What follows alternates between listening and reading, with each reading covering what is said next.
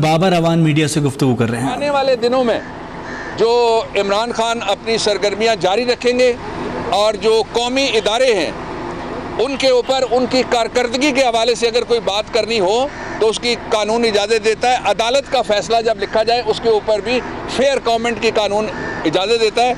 लेकिन बड़ी बदकिस्मती की बात यह है कि इस इलेक्शन के इस मामले को जो पॉलिटिकल पार्टीज ऑर्डर के आर्टिकल 6 के तहत था, जिसमें आज मैंने ये भी कोर्ट में अर्ज़ किया, मैंने कहा कि ज़्यादा से ज़्यादा ये कि अगर इलेक्शन कमीशन किसी पार्टी को बुलाता है, नाअहली का सवाल ही नहीं है। आर्टिकल 6 ये कहता है पॉलिटिकल पार्टीज ऑर्डर 2002 का कि उसको ये कहा जा सकता है कि ये फंड एक्सप्लेन आप नहीं कर सके, ये मैं जब्त करता हूँ। और फिर उन्होंने मुझसे पूछा, फाजिल जज साहिबान ने मुझसे पूछा कि क्या अभी तक आपको फॉरफीचर का नोटिस आया है? हमने कहा नहीं आया।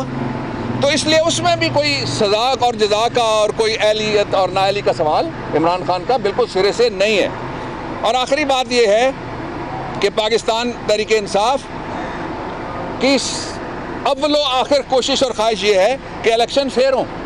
आपने देखा, मैंने कहा भी वहाँ भी कि इमरान खान ने खुले दिल के साथ इलेक्शन का नतीजा कबूल किया। हालांकि जो मुकामी लोग थे इलेक्शन जिन्होंने लड़ा ग्राउंड के ऊपर, उनके तहफ़्फ़ुज़ात थे कि 23,000 शनाख्ती कार्ड नहीं पता लगे, 29,000 वोट पता नहीं किधर चले गए।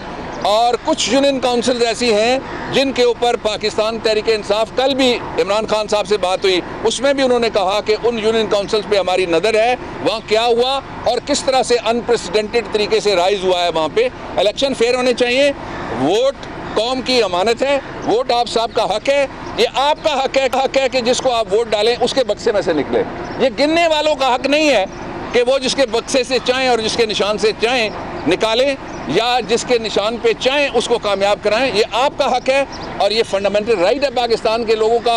और इस हक के तहफ़्फ़ुज़ के लिए सारी जिद्दोजहद के बाद अगले इलेक्शन में ये उम्मीद हो चली है इंशाअल्लाह जो वोट डालेंगे नतीजा उनके हक में निकलेगा। गिनने वाला कोई ऐसी जुर्रत नहीं कर सकेगा कि वो नतीजा तब्दील करे।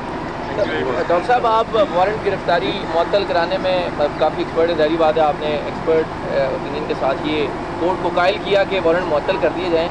ये सर पड़ोस में ही इंसदाद दहशतगर्दी की अदालत है, इमरान खान साहब के वहाँ से भी वारंट जारी हुए, इश्तिहारी भी हुए, अब उनकी 87-88 की कार्रवाई भी जो है वो जायदाद कुर्की की चल रही है।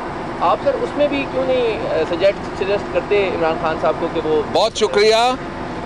जो पाकिस्तान के कवानीन के मुताबिक जो रिलीफ जहाँ जहाँ से मिल सकते हैं हम वो सारी जिद्दोजहद कर रहे हैं। इमरान खान एक दिन के लिए भी मुल्क से बाहर नहीं भागे, उनका वारंट निकला तब भी वो पाकिस्तान में रहे।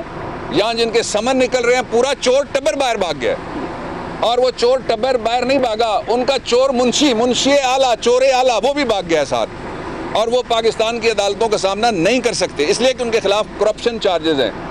और जहाँ तक उस केस का ताल्लुक है, सबको पता है कि डॉक्टर तारुल कादरी साहब और इमरान खान ने किसी को मुक्का भी नहीं मारा, किसी को चांटा भी नहीं मारा, किसी को धक्का भी नहीं मारा।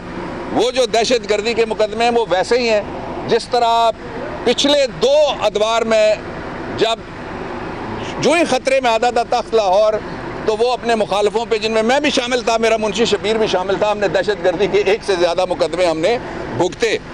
इसलिए